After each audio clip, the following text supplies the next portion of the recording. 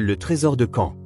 291 pièces de 20 francs or ou Napoléon Ier ont été trouvées en 1854. C'est dans la charpente d'un immeuble en pierre de taille de la fin du XVIIIe siècle.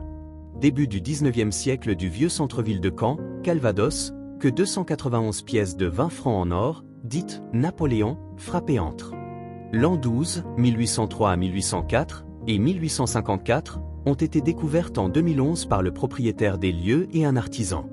Elles étaient enveloppées, en rouleaux, dans de la vieille correspondance remontant à la fin du XVIIIe siècle après déclaration.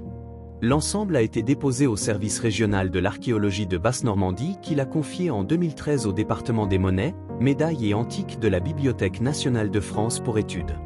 En 2014, l'ensemble, revenant aux inventeurs, était vendu à Bayeux.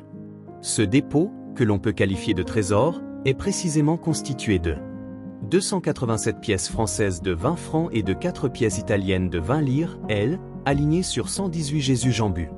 Le système monétaire français depuis du Premier Empire.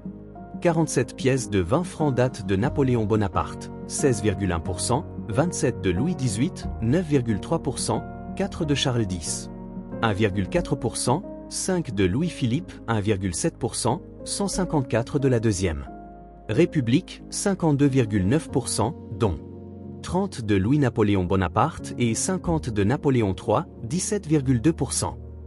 Elles sont essentiellement issues de l'atelier monétaire de Paris, alors premier producteur d'espèces du pays.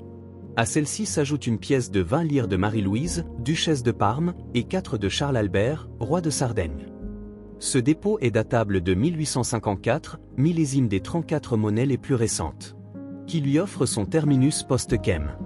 Il est donc postérieur aux troubles de la Deuxième République et contemporain de l'installation du Second Empire, qui rassura tant la bourgeoisie et la paysannerie commerçante normande. Son amplitude d'un demi-siècle entre la monnaie la plus ancienne et les plus récentes n'est pas surprenante puisque le franc germinal, créé en 1803, fut en vigueur jusqu'en 1928, date entre lesquelles les nombreux régimes successifs le frappèrent. La valeur de ce trésor était, lorsqu'il fut caché, de 5 820 francs. Quelques salaires et prix agricoles relevés pour le Calvados permettent de mieux estimer son pouvoir libératoire. Dans les champs, en période de récolte, les ouvriers embauchés à la journée touchaient 1,75 à 2,25 francs pour les hommes, 1 à 1,25 francs pour les femmes et 60 à 75 centimes pour les enfants. Pour comparaison, dans les manufactures de coton, les hommes pouvaient espérer gagner entre 2,25 et 3,50 francs. Tandis qu'une vache pleine pouvait se négocier entre 125 et 250 francs, les bœufs gras atteignaient 600 à 900 francs et les agneaux de boucherie 75 francs.